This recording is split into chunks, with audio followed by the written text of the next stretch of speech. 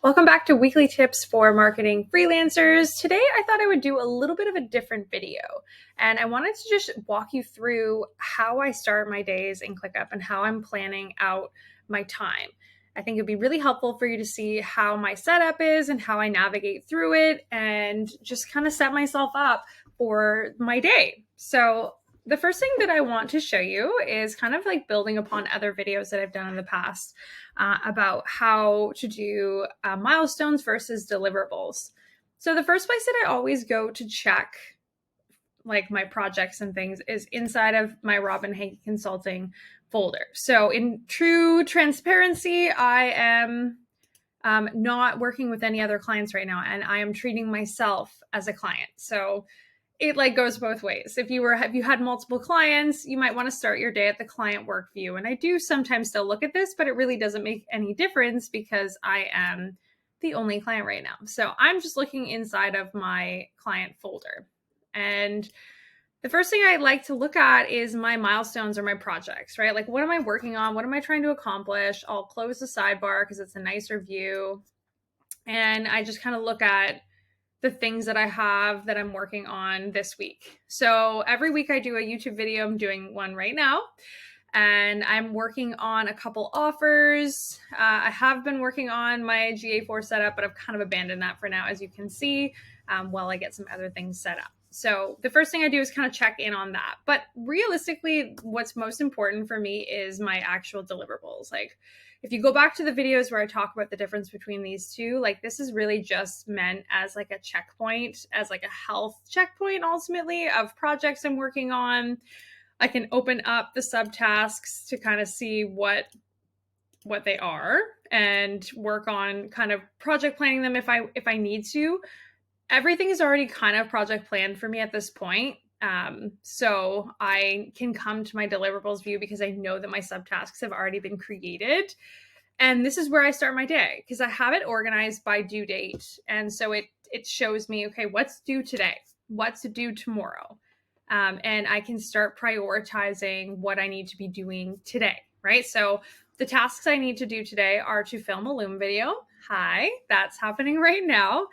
And I also want to write a draft email for my weekly newsletter. So that's going to go out either today or tomorrow, depending on when I get this video done. So I can have that to share. I also want to format the email in MailChimp and design the thumbnail graphic. So this is really easy for me to see, like, what do I have to do today? There's no guessing in my mind what I need to work on. My milestones, I've got my YouTube September week 3. So this is how I'm managing my content creation. So this is just something I'm trying, is to have like a recurring task set up in my content creation list, right? If you remember at the folder list, or sorry, the folders, the folder level, the folder level is going to show you a summary of all of the lists within that folder, right? So when I'm looking at my milestones and deliverables in my folder view, it's including all of the lists within it. So I know that in my content creation list, that's where these recurring tasks are. So I'm trying this on for size because it makes it a little bit easier, right? So I just have these recurring tasks where, okay, I know I want to send out a newsletter every week. I know I want to create a YouTube video every week. I know I'm going to be creating social content every week, and I'm going to do a blog every month. So you can see that these are set up as recurring. So when I complete one of them, it will recreate again. It will have the same title. So it'll say week 4 again. So I'll need to like update that and change it to October week 1. But the idea is there that it's always recurring. Now, where this relates back, so YouTube September week 3, it doesn't say what video I'm working on, right? And I don't need it to ultimately because I have my long form video database or like kind of workflow set up here. Right? Like, this is where I'm keeping all of the ideas for my videos. This is where I'm tracking the progress of them and where they are in their production process ultimately. And so I can just kind of like select which video I want to work on, but all of the time that I'm tracking and the steps that I'm following to, complete this weekly video are happening in the content creation list. So it's kind of two different places, but they're for very different purposes, right? So my plan is, actually, I should already have this going. I should already have it filming Loom video right now. I just decided to do something a little different. I was going to do a completely different video to mirror the blog that I just released yesterday. So here, published. Here's a blog I just came out with. I think it makes sense to kind of use a blog that I've created to create a video and kind of use the same content.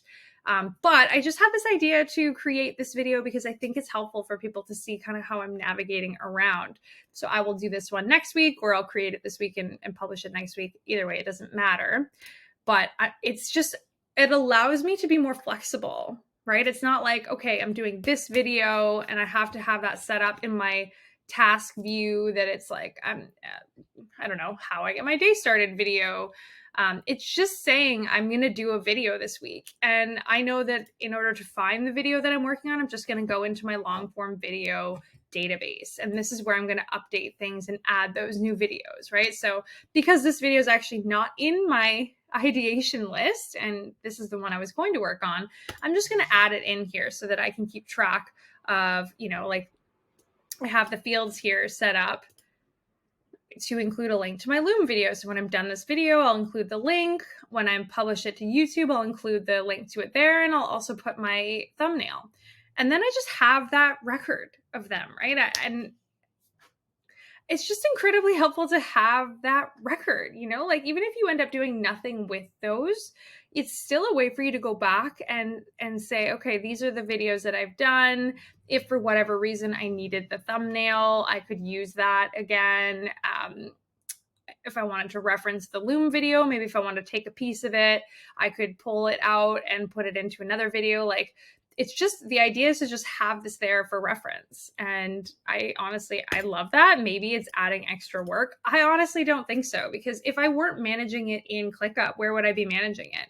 I'd probably have like a Google Doc, and I'd have to have like a file and have them all categorized and the naming conventions, and it just doesn't work in the same way. It just doesn't work in the same way. So I would really encourage you to try something like this. I absolutely love how I can easily navigate around these different lists and like, okay, here, this is where I'm actually doing the work.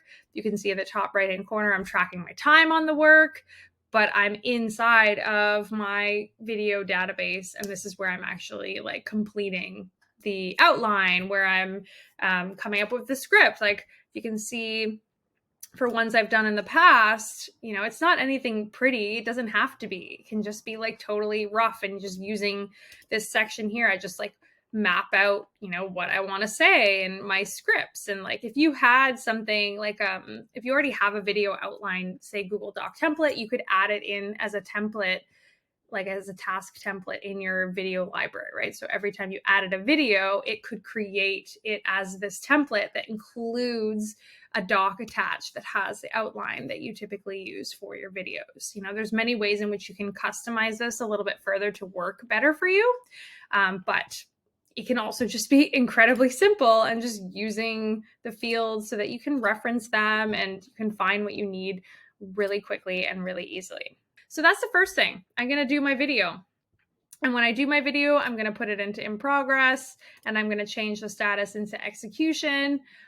So if we go back to my deliverables, which I have here pinned in the top in my favorites bar, right? So if you're new to ClickUp, we have this favorites section here, which I absolutely love. But a new part of ClickUp 3.0 is to pin this favorites bar to your top, which I absolutely love. So I'm always just like, oh, I'm going to click here. I'm going to go to my deliverables. Like, this list is always there for me to find super easily. And I absolutely love that. So that's another little tip. And the other thing I need to do is write my draft email. So similarly to how I've done it for videos, I also have emails here, right? So it's the same thing. Like, it's not mapped out as nicely. I haven't created it as well, but what you can see I have here already is like a place to put my email, like ideas, a subject line that I can see from this view, right? Like, the idea of this view is that you can see whatever you want to be able to see without having to click into the task, right? Like, and I've added here some metrics. right? Like that's fantastic. I love I love the idea of being able to grow with this, right? So over time I can come to this and look and I can actually just organize by my open rate or by my click-through rate, and I can see, excuse me, which ones have done the best and kind of replicate it off of that. So this is the other place that I'm just going to be doing something like that. So, but similar, I'm writing the copy in here and I'm just kind of like mapping out what I want to do. I'm attaching screenshots. It's just another place for the work to happen. But again, I'm doing the actual task timing and just the generic task management and timeline tracking in my individual lists, right? So again, this one's under content creation because I'm doing a weekly newsletter. Yeah, I find this so far is working well for me to have this kind of just recurring task and being more generic because it is just me working on these things. So this is how I start my day in ClickUp. This is how I'm using the views that I've been sharing with you in other YouTube videos. This is how the databases that I'm setting up for asset management are coming into play in my day-to-day. And let me know if that seems like it would be helpful for you. Like ultimately, I think a lot of the stuff in ClickUp always comes down to eliminating Google Drive, Google Docs, Google Drive, having to leave this tool for any other reason. And that's what it is. It's just meant to save you time and save you that mental bandwidth of clicking around and having to find things and having to come up with ways to file things and naming conventions and all that jazz. That is ultimately what this is meant to replace and improve your workflows as such. So I hope this is helpful just to give you that real like day in the life of what it looks like using ClickUp in action. If you like these tips, as you know, I'm creating a weekly newsletter email of ClickUp tips, primarily ClickUp tips, to show you how to, use ClickUp to make your life easier. So it's going to be any new releases that are coming out, any cool dashboards that I'm creating, which I just created a new blog about, which I'll share in the description. There's just lots of amazing content that I'm coming up with and creating for freelancers to use ClickUp to make their lives easier. So if that's of interest to you, please subscribe. I'll include the link, and I hope to see you in your inbox. Until next week.